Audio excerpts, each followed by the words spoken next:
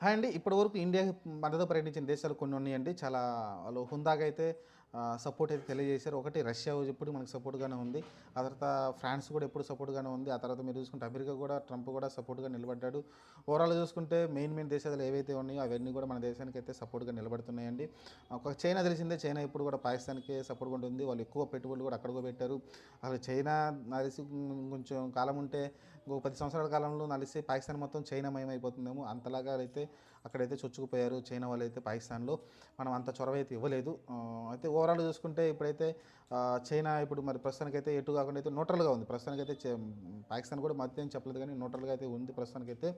ఒకవేళ యుద్ధమే గనక వస్తే మటుకు ఖచ్చితంగా ఈ దేశాలన్నీ కూడా మనకైతే అండగా ఉంటాయి. అండగా ఉండి ఆయుధ సప్లై గాని అన్నీ అయితే మనకి ఇవ్వడానికైతే రెడీగా ఉంటాయి. రష్యా దగ్గర ఎక్కువ కొన్నాం. అలానే అమెరికా నుంచి కూడా చాలా ఆయుధాలు మనమైతే కొనడం చూసాం. కాబట్టి వీళ్ళందరూ కూడా మన సహకారం అయితే ఉంటుంది.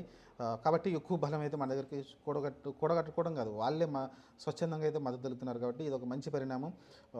మోడీ ఏదైతే